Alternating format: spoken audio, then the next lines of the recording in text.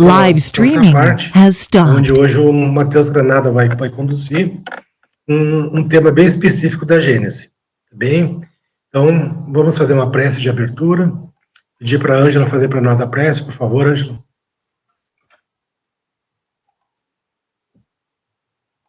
Liguei o microfone. Estão me ouvindo? Sim.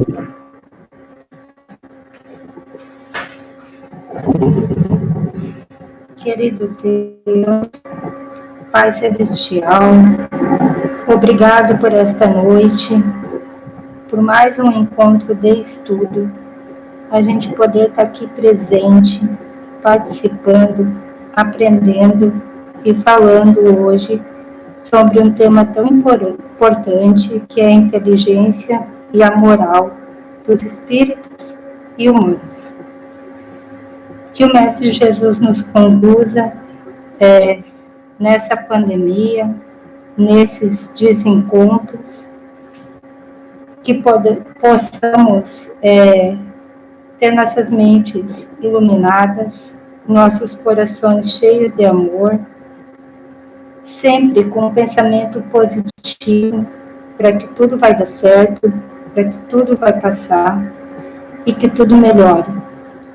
Que Deus também possa, através da nossa energia, dos nossos pensamentos, chegar até os nossos familiares, nossos amigos, que apesar de estarem distantes fisicamente, mas espiritualmente, em pensamento, estão sempre conosco.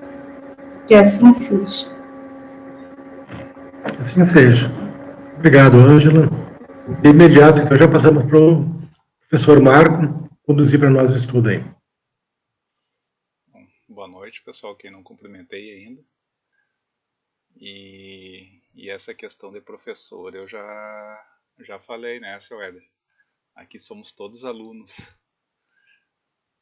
Eu só sou o aluno mais, vamos dizer, o que mais precisa do estudo, né? Por isso que eu estou apresentando aqui. E justamente nessa ideia, né, nessa questão de ser um grupo de estudos, né, mais do que uma aula mesmo, hoje eu vou propor uma dinâmica um pouco diferente nessa primeira questão agora. Tá? Nós temos uma questão que a resposta dela ela é dividida aí em 6 parágrafos. Tá? Então, eu vou colocar aqui a apresentação para vocês, tá? E cada parágrafo eu vou pegar aqui na minha sequência da minha tela e convidar alguém para ler a resposta e comentar, né? E daí a gente conversar a respeito dessa resposta, tá? Então eu já fiz um print de todo mundo que está na tela, não vale fugir agora, tá? Tem que todo mundo permanecer online aí para ajudar na dinâmica. Vou compartilhar a tela com vocês aqui, então.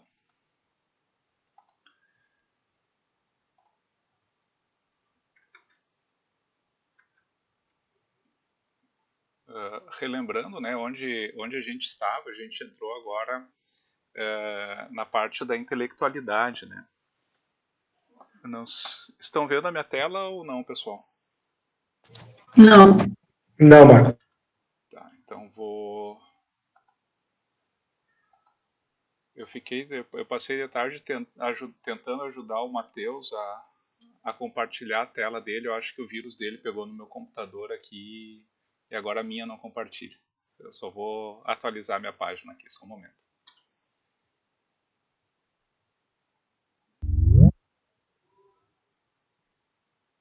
Pessoal, olha o barulho. Vamos ver se vai agora.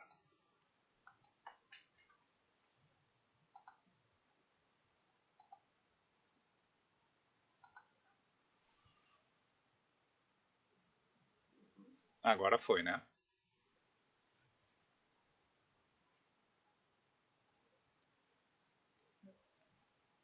Sim. Ah, tá. Eu não vejo vocês aqui, eu só vejo a minha tela. Pessoal, então a gente trabalhou a questão anterior, né? A questão anterior foi a primeira questão da parte da intelectualidade, né? A gente passou da parte da razão a falar agora da nossa intelectualidade, né? Intelectualidade humana, por assim dizer, né? Dos espíritos encarnados. E na questão anterior foi abordada aquela questão das duas asas, não é? Que tem que ser desenvolvidas para nos levar à perfeição, né? Que seria a asa da moral e a asa do conhecimento. Tá? Então, agora na sequência, foi perguntado a Emmanuel, né, se nós podemos ter uma ideia da extensão da nossa capacidade intelectual. Né? Ou seja, em que ponto que está a nossa capacidade intelectual, não é? Porque nós muitas vezes somos bem arrogantes e convencidos com relação à nossa capacidade, não é? Achando que nós sabemos tudo e temos resposta para tudo, não é? Isso aí surgiu lá principalmente ali a partir do desenvolvimento do método científico com Descartes, né?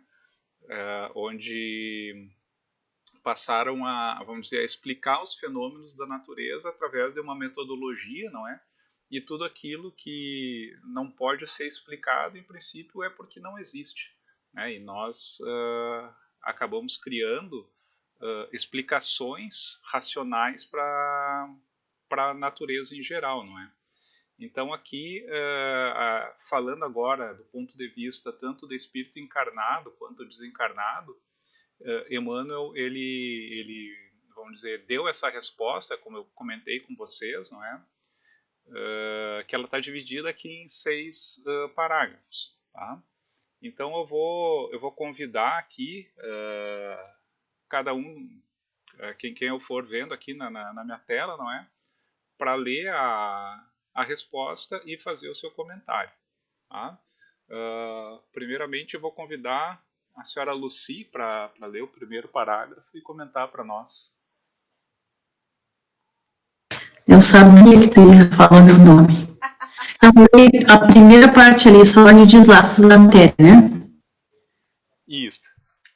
Então, a resposta de Emmanuel a essa pergunta diz assim: a capacidade intelectual do homem terrestre é excessivamente reduzida em face dos elevados poderes da personalidade espiritual independente dos laços da matéria. Então, aqui ele está tentando nos explicar, né, que sendo encarnado ou desencarnado, a gente tem uma capacidade intelectual pequena ainda, muito reduzida, né? E é isso que eu quis dizer, que a gente ainda como espíritos imperfeitos, né, tanto faz estar encarnado como desencarnado, mas, bom, depois vai explicando o restante, né, os outros parágrafos, né. Sim. Aqui é interessante a gente saber da questão que a gente tem a questão da matéria, não é? Os laços da matéria que nos limitam, né? Essa nossa capacidade intelectual. Né? E ele fala que é independente de estar encarnado ou desencarnado, a nossa capacidade é muito reduzida, né? Sim, mas aqui nesse parágrafo, né, ele fala dos elevados poderes da nossa personalidade quando ela estiver independente dos laços da matéria. Né? Ou seja, quando em estando encarnado, nós temos essa limitação, né, da matéria. E isso está tanto na questão dos nossos sentidos, não é? Coisas que nós enxergamos, coisas que nós escutamos através dos instrumentos que nós temos, não é? Que quando a gente não tiver mais olhos para ver, nem ouvidos para ouvir, não é? A gente vai ter essa, vamos dizer, captar mais coisas do que a gente capta com os instrumentos que nós temos hoje, né? Na matéria. E além disso, também tem a questão do que vem no próximo parágrafo. Então, alguém mais tem algum comentário desse parágrafo ou podemos passar para o segundo? Bom, se não temos, então, vou convidar a Gil para ler o segundo parágrafo para nós e comentar.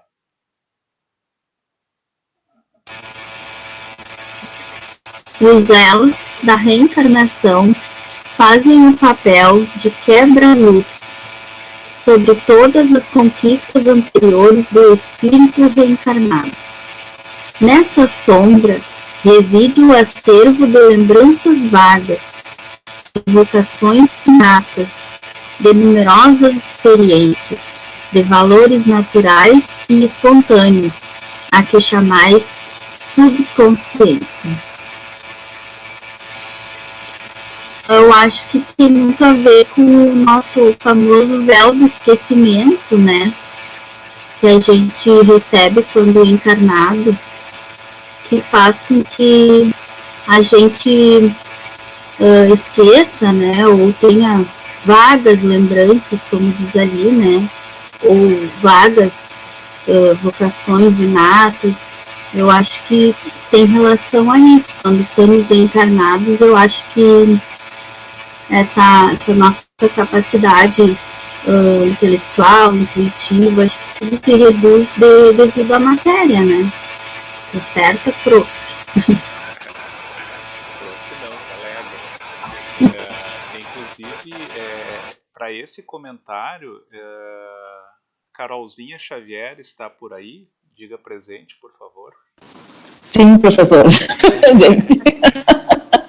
Carol, tu poderia discorrer para nós um pouco sobre a definição de subconsciência, né? Que aqui Emmanuel faz essa relação, não é? Dessas nossas lembranças vagas, né? De conhecimentos que nós já temos, que são, vamos dizer, tapados a partir do véu do esquecimento, não é? E ele diz que essas vocações inatas nós chamamos de subconsciência, né? Então, eu não sei se tu teria como nos explicar do ponto de vista da psicologia o que é o subconsciente. A gente usa na psicologia o termo inconsciente, né? Inconsciente, pré-consciente e consciente, né? E eu acredito que aqui ele está falando da subconsciência como o inconsciente, né, que são as informações que são armazenadas, assim. Todas as experiências, né, que são vividas, elas vão... Eu dou um exemplo sempre de um baú de fotografias, assim, né, onde a gente vai colocando todas as nossas experiências, sejam elas boas ou ruins, né, ou traumas, e elas ficam ali, né, muitas vezes...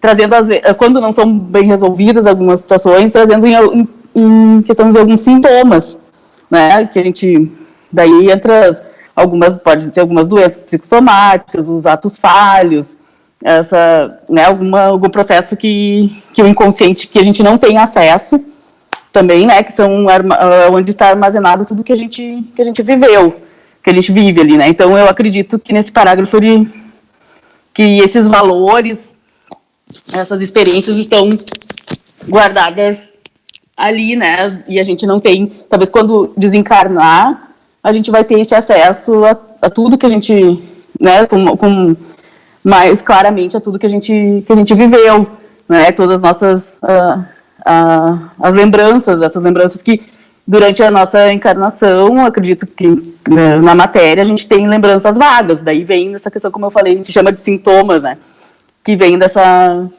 desse conteúdo que está inconsciente. Eu entendi mais ou menos assim aqui mas o inconsciente é onde se armazena todas as nossas experiências. E como que se vê, Carol, por exemplo, assim, no caso de crianças prodígio, onde tem crianças que, por exemplo, já têm uma vocação para o piano ou para a matemática ou para outros idiomas, não é? Que não chegaram a estudar aquilo, né, vamos dizer, com tempo suficiente para aprender daquela forma, né? Mas parece que eles já têm essa vocação, que já têm esse pré-conhecimento, né? E que é mais ou menos aqui o que Emmanuel está falando, não é? Que existe essas recordações que para Esse acervo de lembranças, né? Para alguns é mais apagado, mais escondido, e para outros parece que aflora mais, não é? E do ponto de vista da psicologia, como que se explica essas questões? Olha, mas nem não sei muito te dizer assim sobre essas que a gente chama de altas habilidades, né? Essas crianças que têm essas capacidades assim muito ou superdotado, né? Como falava antigamente, assim Mas eu acredito que vendo pro lado né, espiritual, que sejam memórias do espírito, assim, já que venha com essa né, eu acho que o inconsciente, como nós acreditamos, não somos, né, quando a gente fala psicologia, a gente fala só do inconsciente dessa vida aqui, né, mas como a gente acredita na imortalidade do espírito, da alma, eu acho que vem de outra, para mim, é a única explicação, assim, não saberia te falar, assim, que hoje, assim, só uma coisa de agora, assim, dessa vida que pode trazer as crianças as crianças prodígio, né, com altas habilidades, assim, para música, né, para outro tipo de raciocínio, assim, que não condiz às vezes com a idade, né, que a gente não está dentro do desenvolvimento normal, né, comum, assim, de todas as crianças, né, mas eu não saberia de falar muito, assim, sobre eles, assim, mas eu acredito que isso já tenha que vir de outra, né, seja uma memória, um acervo, né, como fala aqui, né, do espírito, assim, de aprendizado de mais de uma vida, né. Tá bom, obrigado, Carol. Tá. Vou colocar uma estrelinha no lado da Tá, chamada. obrigado. Agora para o terceiro parágrafo, deixa eu ver aqui, vou chamar o Otávio para ler para nós e comentar.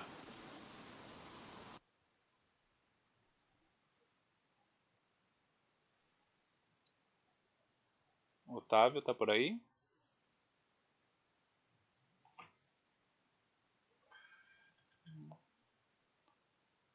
Otávio fugiu. Então vamos seguir no sorteio aqui. Vamos ver quem vai ser o próximo. A Nath, tá por aí, Nath? Tô aqui. Tu pode ler para nós e comentar, Nath? Claro.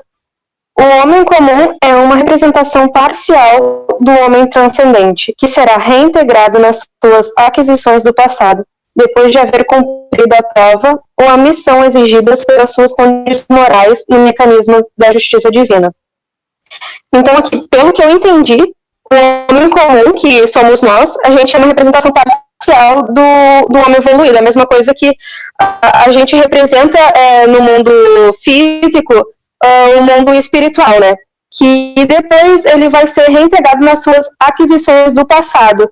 Então, o que a gente vai aprender no passado, a gente, ou na nossa reencarnação atual, depois que nós desencarnarmos, nós vamos ter essa consciência do que a gente viveu. E aí a gente vai, depois de haver cumprido a prova, a missão exigida, pelas condições morais, a gente vai transcender, né? Foi isso que eu entendi. Isso aí. Obrigado, Nath. Tem um ponto aqui que ele é bem... vamos dizer, ele é um ponto-chave, não é? Que nós temos a questão das nossas provas e das nossas expiações, não é? A gente sabe que o nosso, vamos dizer, objetivo da nossa encarnação, né, ele é muitas vezes cumprir uma prova, não é, para nossa evolução, e muitas vezes também expiar algum erro do passado, não é? E nessas expiações, muitas vezes nós vamos vir com limitações físicas, limitações intelectuais, não é? Porque o mais importante nessa hora é a expiação da nossa falta e não a melhora da nossa condição intelectual, né? Então, a partir do momento que nós conseguirmos expiar, né, toda esses nossos débitos, não é? Então a gente vai poder ter, vamos dizer, acesso a esse conhecimento mais vasto que nós fomos adquirindo ao longo de várias encarnações. Eu acho que é por aí vamos dizer, a ideia, não é? E aqui no próximo parágrafo, ele é uma sequência desse, né? E deixa eu ver quem mais está por aqui. A Ângela podia comentar para nós?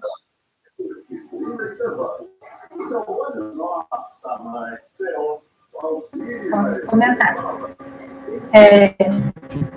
Aliás, a incapacidade intelectual do homem físico tem sua origem na própria situação, caracterizada pela necessidade de provas amargas. Então, como vocês já tinham comentado, eu também entendi isso, que o homem ele traz as memórias da vida passada, né? E nessa vida ele tem essa missão que está falando, né, na parte de cima, das condições morais através da justiça divina.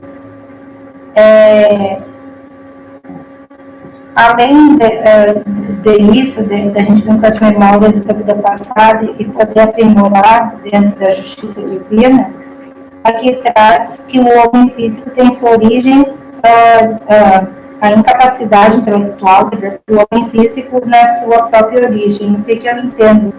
Que o homem não desenvolve a capacidade intelectual por não buscar, por não enxergar, por não ir além. É isso que eu entendi desse parágrafo. Assim, necessitando as provas amargas e as reencarnações e não progressão moral do espírito. Não sei se é bem isso, mas foi o que eu entendi. Marcos. Oi, diga, Otávio. Desculpa, eu tive que sair momentaneamente, retornei agora, atendendo o telefone, mas já vou ter que sair de novo, viu? Eu volto, mas eu acho que eu volto, tá bom? Certo, e quando vai dar tempo de tu comentar um parágrafo para nós? Tá ok, eu vou lá e eu volto aqui. Tá bom, estamos te esperando. Eu acho que é isso aí mesmo. Acho que daí a explicação ela está um pouco na do parágrafo passado, não é? A nossa necessidade de provas muitas vezes faz com que a gente não possa ter acesso à nossa total capacidade intelectual, não é? É uma questão.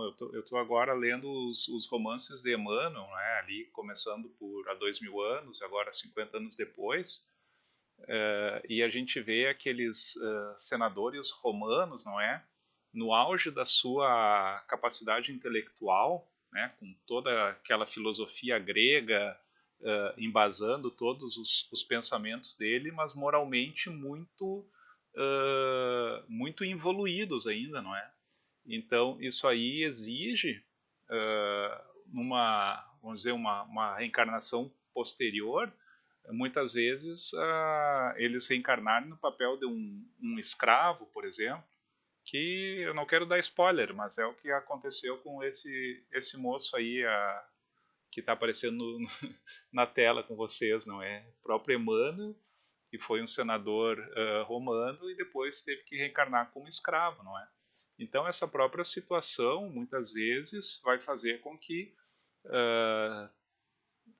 não vale a pena esse espírito ter acesso a todo o conhecimento que ele tem, sendo que a prova que ele tem que passar é muito diferente do que uma evolução intelectual, né? Mas é uma evolução, muitas vezes, da sua humildade, não é? Então, nesses pontos, não é? Enquanto a gente tiver essas provas a serem vencidas, não é? A gente não vai ter acesso à nossa capacidade intelectual como um todo, não é? Deixa eu ver. Leadir, tu pode ler o próximo para nós e comentar? Posso sim. O cérebro humano é um aparelho frágil e deficiente, onde o espírito né? Isso. Onde o espírito em queda tende a valorizar as suas realizações de trabalho. Continuo? Não, esse aí mesmo. Então, o cérebro humano, né, a gente pensa que, como você falou, às vezes somos muito orgulhosos, né, achando que somos muito poderosos também, mas o nosso cérebro humano, ele é bastante frágil, né, e como a gente sabe, no próximo parágrafo ali fala, né, que são células onde a gente depende daquele milésimo de segundo do sangue ou do oxigênio, né, e é onde é a nossa base de pensamento, né, a nossa parte intelectual seria nós como seres pensantes, né. É isso, a gente atribui muito o nosso raciocínio à questão cerebral matéria, não é? Uhum. Esse é o nosso instrumento de pensar, não é? Sendo que ele é apenas um instrumento que nós estamos usando agora, não é? Sim, e muito frágil, né? Qualquer coisinha também a gente não é nada. Pois é. Inclusive, para o próximo parágrafo, não é? Como ele entra nessa parte mais, como é que eu vou dizer, fisiológica do cérebro, não é? Eu vou convidar a minha aluna preferida, Ivone, para comentar esse último parágrafo. Eu achei que era eu. É que bom que a gente está conectado, que eu falo. Bem conectado, bem conectado. Que guri. Imaginai a caixa craniana onde se acomodam células microscópicas, inteiramente preocupadas com a sua sede de oxigênio, sem dispensarem por um milésimo de segundo a corrente do sangue que as irriga, a fragilidade dos filamentos que as reúnem, cujas conexões são de 100 milésimos de milímetro, e tereis assim uma ideia exata da pobreza da máquina pensante de que dispõe o sábio da terra para suas orgulhosas deduções, verificando que, por sua condição de espírito caído na luta expiatória, tudo tende a demonstrar ao homem do mundo a sua posição de humildade, de modo que em todas as condições possa ele cultivar os valores legítimos do sentimento. Então, ele está falando, né, de todo o trabalho do cérebro para oxigenação, e aqui eu estava lendo ali que diz, filamentos, né, assim, de exata, e aqui, ó, e que dispõe o sábio da terra para suas orgulhosas deduções, né? Então, o nosso cérebro, como tu disse lá no início, né, ele tem uma limitação, reduzido a capacidade, né, intelectual, mas a gente eu deduzo assim que o cérebro estava à frente, porque no caso os neurônios, né, as células do cérebro, elas se recompõem, se um paciente, por exemplo, tem um acidente e bate o cérebro e lesiona, um neurônio vai assumindo o trabalho do outro. E às vezes pessoas que saem do hospital que não andam, elas retornam para nós andando, falando. Então eu achava que o nosso cérebro estava muito à frente, assim. E aí agora, a gente lendo, a gente vê que a nossa capacidade intelectual é bem reduzida mesmo, e por sermos ainda espíritos caídos, né, como diz ali, em fase expiatória. E então, o que eu entendi ali, que a gente tem que demonstrar humildade, né, e ver e entender a nossa condição como espírito, e procurar, através disso, trabalhar em torno dos nossos sentimentos, do nosso sentimento, da nossa perfeição moral, né, que a gente ainda é muito imperfeito. Isso aí. Eu não vi a explicação da Carol, que caiu a minha internet, eu tive que trocar de lugar aqui. A Carolzinha está levantada, Marco. Ah, certo. Pode falar, Carol. Só um comentário, assim, né, quando a gente fala do cérebro e daí a gente fala do inconsciente, né, que o inconsciente ele não está localizado no cérebro, né, porque o cérebro é um órgão que nem diz aqui, né, frágil, deficiente, limitado, né, então, de acordo, acho que com a nossa, né, com a nossa evolução, ou com as provas que a gente tem que passar, a gente vem com alguma condição ali, né, que limita, talvez, todas as nossas experiências também, ou nos impede de, às vezes, exercer alguma habilidade, alguma coisa, né, e o cérebro que comanda isso, assim, mas só para dizer que a definição, né, do inconsciente, pré-consciente, quando a gente vem desse sentido, a gente fala da psique, né, então o que acontecia muitos anos atrás, quando foi estudado a psique humana, né, assim, que existiam, né, foi observado que existiam coisas que fugiam dessa capacidade, assim, né, que não era explicada fisiologicamente, né, então começou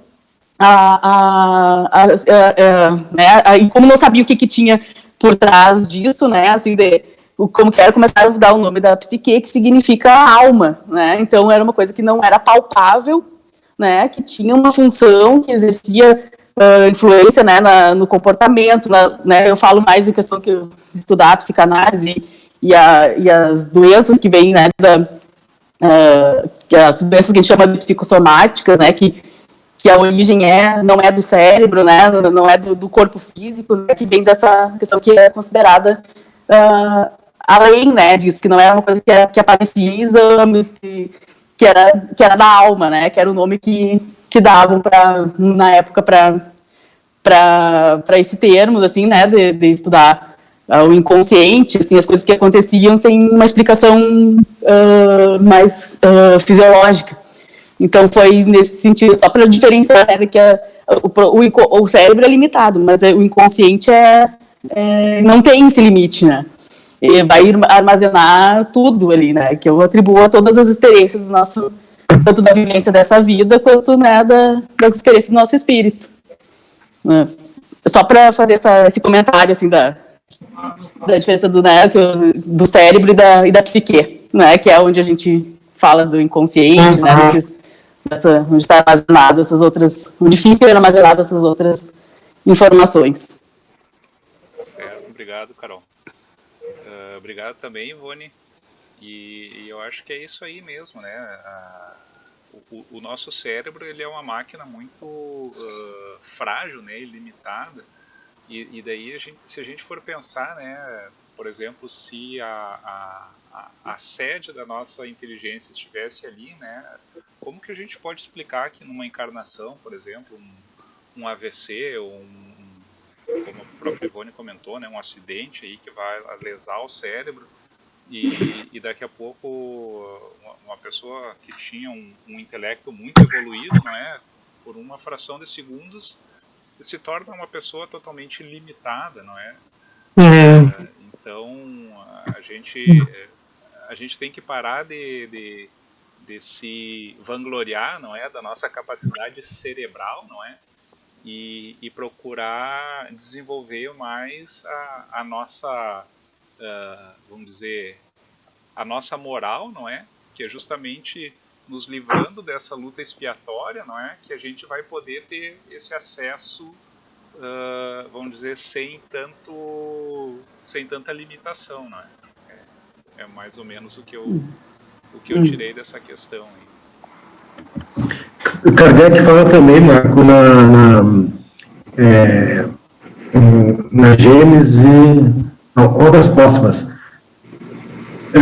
das experiências que ele fazia com pessoas que tinham limitações físicas, né, algum tipo de deficiência, e o caso que ele faz com Down, né, com crianças Down que dormiam, e ele evocava o espírito, e o espírito se manifestava falando com clareza das suas experiências, dos seus conhecimentos, e aí o Kardec pergunta, mas por que no corpo tu te limita, né? E aí o espírito diz que aquele corpo, aquele cérebro, né, é limitado para o tamanho do conhecimento do espírito, né. Por isso que quando o espírito volta, das experiências espirituais na emancipação, ele volta restrito àquele cérebro e àquele corpo, né. Então, por isso que o espírito fica guardando isso consigo, né. Então, tem algumas experiências que ele fez nesse sentido, o que torna ainda mais interessante essa questão aí. A Ângela está com a mãozinha levantada e a Lucy também. Não sei qual levantou primeiro. Vai, Ângela. Toda Lucy. Eu estava até escrevendo aqui no chat, não só que a Carolzinha estava falando sobre a psicanalítica e tal, e eu ia colocar como sugestão que está disponível no Netflix, muitos já devem ter assistido, inclusive a série de Freud, que ele relata como ele comprovou suas teorias desde a faculdade, que foi o tema do trabalho da graduação dele, foi a comprovação da psicanalítica, né, do psique, como a Carolzinha falou, e ele comprova isso através das manifestações espíritas, que ninguém acreditava. É bem interessante a série, se alguém quiser assistir, ela está no Netflix. Olha só isso. Lucy?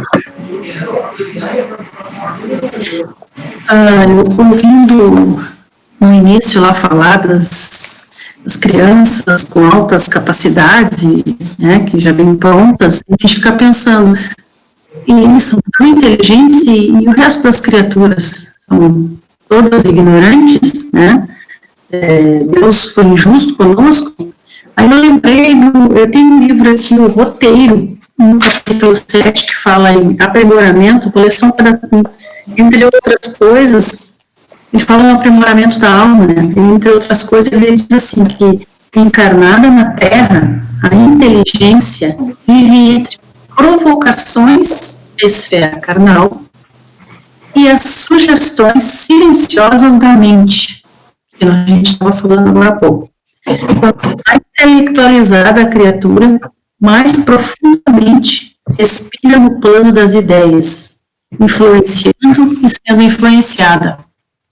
Aí eu lembrei que uma palestra que eu assisti da Anete Guimarães, ela viu vários casos desse tipo de influência, e um deles, assim, vinha num trem, né, isso é caso verídico, ela citou o nome do livro e do psiquiatra que estava no trem. Aí vinha o psiquiatra e tinha uma senhora que estava com a sua acompanhante, a cuidadora, e tinha uma moça que entrou em trabalho de parto. E essa senhora com Alzheimer, já que não falava mais, ela era levada, a moça entrou em trabalho de parto e automaticamente essa senhora levantou, foi lá, fez o parto da moça, atendeu ela e tudo, e depois retornou para o banco onde estava e entrou de novo no transe, né, da mente dela, do Alzheimer. Então, a partir daí, esse famoso, não lembro o nome, esse estudioso, cientista, foi, então, investigar a mente humana. Então, essa senhora, ela buscou, né, pela mente dela, buscou todas as informações que ela tinha, né, desta mesma vida, e depois, quando ela terminou de fazer aquele trabalho, voltou automaticamente para a sua vida, né, atual, sua doença. Então, isso como pode ver que a mente intelectualizada, a mente que já aprendeu, no caso dela, a medicina, fica ali, né, fica no espírito, fica ali no inconsciente, como a Carol falou, até que ela precise dela. Mesmo com Alzheimer, ela precisou dessas informações e fez o trabalho. É isso que eu queria falar para vocês. Tudo bem. A Carolzinha está com a mãozinha levantada? Só para contar um caso bem rápido, assim, que acho que se encaixa um pouco com o que a gente está falando. Eu acompanhei um tempo uma menina, eu atendi a irmã dela, mas eu acompanhava a história dela, de uma menina de 5 anos, autista, e ela não tinha desenvolvido ainda a fala, né? E a mãe dela começou a observar como ela mexia no celular, ali procurando os desenhos e as músicas que ela gostava, que eram tudo em inglês. E ela começou, e assim, isso eu posso falar porque eu acompanhei, vi vídeos e falei com ela, assim, né, e ela começou a se comunicar em inglês, né, com 5 anos ela entendia se tu falasse inglês com ela. Então, eu fico pensando, né, da onde, né, que ela...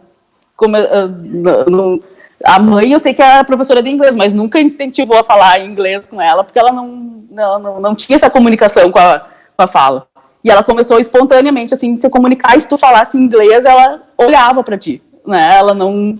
Porque, né, não fugia o olhar, assim, como o autista faz, né, e agora, depois de um tempo, depois de ter se comunicado em inglês, ela começaram a introduzir daí o português para ela começar a falar as palavras em português. É do espírito, né? Isso não é da agora, ela não tinha como... Né, ela só ouvia as pessoas falando em português, depois começaram a observar que ela compreendia os desenhos que ela estava lendo, ouvindo pela internet, coisas em inglês. E ela começou a falar inglês. Daí era todo mundo, os terapeutas, super preocupados em estudar inglês para poder conversar com ela, né? Mas é muito interessante esse caso. Eu recebo, às vezes, os vídeos dela, assim, falando em inglês, assim, ó, mostrando as palavras, as figurinhas, tudo. Eu pergunto pra ela localiza e responde em inglês. É bem interessante, assim, essa história. Maravilha, Carolzinha. Excelente. Obrigado por compartilhar conosco. Entendeu, Marco? Alguém mais gostaria de comentar essa questão? Eu tenho aqui um material aqui que eu trouxe para complementar. Né? Eu acho que a gente pode só ver esse material e não vai dar tempo de começar a próxima. Mas eu peguei aqui do Evangelho segundo o Espiritismo, no capítulo 7, Bem-aventurados os pobres de espírito, lá nas instruções dos espíritos, a missão do homem inteligente na Terra. Né? Então, vem aqui bem ao encontro do que a gente está conversando, só que com como diz o filósofo, um plus a mais, não é? Ou seja, ele nos acrescenta um pouco aqui. Então, eles dizem o seguinte: não vos assoberbais do que sabeis, porquanto esse saber tem limites muito estreitos no mundo em que habitais. Suponhamos sejais sumidades em inteligência neste planeta. Nenhum direito tendes de envaidecer-vos. Se Deus, em seus desígnios, vos fez nascer num meio onde pudesse desenvolver a vossa inteligência, é que quer a utilizeis para o bem de todos. É uma missão que vos dá, pondo-vos nas mãos o instrumento com o que podeis desenvolver, por vossa vez, as inteligências retardatárias e conduzi-las a ele. O homem abusa da inteligência como de todas as suas outras faculdades, e, no entanto, não lhe faltam ensinamentos que o advirtam de que uma poderosa mão pode retirar tudo que concedeu. Então, aqui tem, eu achei interessante que, além de corroborar o que a gente comentou, né, nessa questão, que são os limites, né, que a nossa inteligência tem devido à própria limitação física que nós temos e o véu do esquecimento, né, e todas essas questões, ainda a inteligência ela vem como uma missão, não é? Porque imagina assim, entre duas pessoas, né? Porque que um tem acesso a estudo, não tem nenhuma limitação física que possa, vamos dizer, limitar ali o seu conhecimento, né? Enquanto outros têm, muitas vezes, limitações física no próprio cérebro, não é? Que não permite que ele desenvolva uma determinada competência, não é? Então, os que têm esse dom, não é? É justamente, como diz aqui, né? Conduzir as chamadas inteligências retardatárias, não é? Então tem vários textos, né, de Kardec que trazem essa mesma máxima, não é? Que é uma missão, não é? Espalhar o conhecimento, espalhar seja qual seja, né? Mas uma pessoa não desenvolver isso e quedar para ela mesma com um certo egoísmo, não é? Mas sim espalhar o máximo que puder, não é? Para que os outros também possam se desenvolver. E o último material que eu trouxe aqui é do livro Colheita do Bem, né? É a psicografia de Chico Xavier pelo espírito Neio Lúcio, não é? E aqui é numas cartas que foram psicografadas em que está se falando a respeito da cura através de aromas, não é? Então, o texto é Duas Épocas da Espiritualidade. Mas aqui eu achei interessante vamos dizer, o contexto desse texto. Um dia, talvez, não remoto, a própria ciência do planeta saberá distribuir com o perfume a vida e o refazimento. E se o alto ainda não autorizou maior amplitude de ação à inteligência do homem nesse setor da experiência terrestre, é que todo progresso é arma de dois gumes. Pela inteligência apurada, a elevação e queda, glória ou decadência. Porquanto a solução da prosperidade real e eterna resultará do problema de direção. O perfume que contém princípios sublimes para restaurar o tecido vital do corpo denso e do perispírito pode igualmente ser o portador da morte, segundo a aplicação que lhe dermos. Então nós temos aí também a questão que o nosso conhecimento ele também é limitado pelas próprias questões do mau uso que nós damos a ele, não é?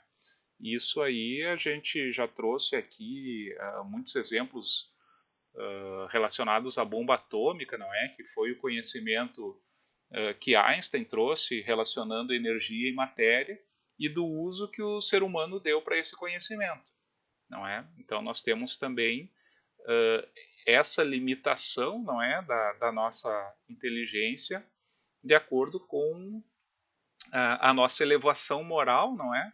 Porque é sabido que se vier esse conhecimento, não é, determinados conhecimentos, o homem vai usar ou para o seu próprio bem, não é, ou para o mal do próximo, não é? Não sei se alguém gostaria de comentar.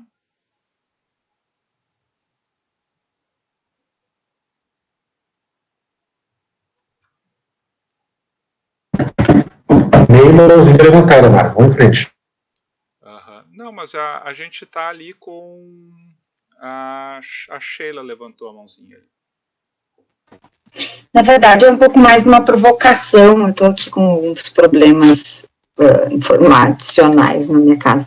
Mas eu queria, assim, até ouvir um pouquinho, se possível, Éder, da correlação desse debate, desse assunto com o perispírito.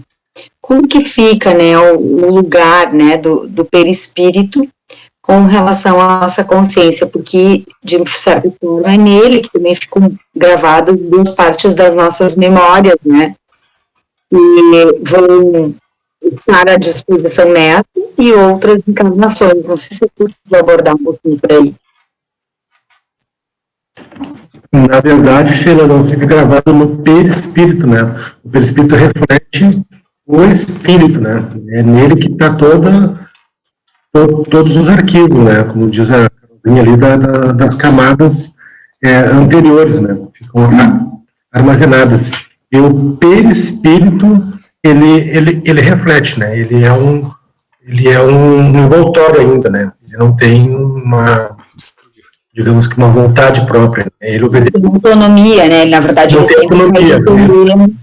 Ele é o molde, né? Mas o espírito é que detém todas essas informações. Tanto que quando nós voltamos para o mundo espiritual, para experimentar mais um período, mais uma erraticidade, né? Nós recuperamos uma boa parte da nossa consciência espiritual, né? Tudo aquilo que nos é interessante, tudo aquilo que nos é próprio, né, como devedores, né? Então está sempre no espírito, né? E o perispírito ele reflete, aquele processo consciencial, né, bom ou ruim, enfim, né, para todos nós. Então, quando há o planejamento reencarnatório, o perispírito molda-se àquela nova estrutura, aquele novo programa que foi estabelecido, né, desde na escolha dos pais biológicos, né, aqueles que vão dar, para que tu tenha também uma consequência biológica, aquilo que está no teu planejamento reencarnatório, né? Então, quem vai nascer de pais obesos já sabe que vai ter um pouquinho, ou né, uma média obesidade, vai ter que trabalhar a vida inteira com a questão do peso. Então, isso tudo também está incluído. Então, tudo vai refletir, né, do perispírito para o corpo, né? Mas o espírito é que retém sempre todas as informações, todas as necessidades e todas as alternativas. A gente nunca se mostra ao todo como a gente realmente é, né? Graças ao véu do esquecimento e à limitação que esse cérebro físico nos impossibilita, né? De mostrarmos tudo que nós já adquirimos, né, nas nossas inúmeras andanças, né? É só o necessário, digamos assim, para que a gente não se perca mais do que já se perdeu, né? Não use de forma tão incorreta.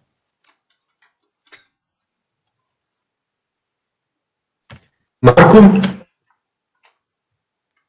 Peraí que o Galileu bagunçou todo o meu computador aqui. Essa questão da Sheila é interessante também. Teve um estudo, acho, acho que dos primeiros estudos que a gente fez aqui do Consolador. Eu lembro de algum texto do Leon Denis nesse sentido. E eu lembro que eu fiz até vamos dizer, a comparação do perispírito com um pendrive, não é? Que o perispírito armazenaria essas informações durante o nosso tempo encarnado e daí na desencarnação descarrega tudo para o espírito, né? Descarrega a informação para a nuvem, né? Então, mas eu tenho que lembrar, eu posso procurar nessas apresentações anteriores aí esse texto, mas eu acho que tem alguma coisa relacionada que o perispírito ele faz vamos dizer, ele serve como o meio termo, não é, entre as experiências do corpo físico para depois descarregar no espírito, né, a informação toda. É uma coisa assim que eu tinha na memória, mas eu também não recordava, e agora você falando, sim, foi em determinado momento a gente estudou por aí, né, e essa relação ela é muito importante, né, para a gente poder também entender. Ela serve como uma nuvem, digamos assim, né, que ela não vai extrapolar aquilo que é a capacidade do espírito em si armazenar, né, ela nunca extrapola. Mas ela se molda, né? O perispírito se muda aquilo que é a capacidade.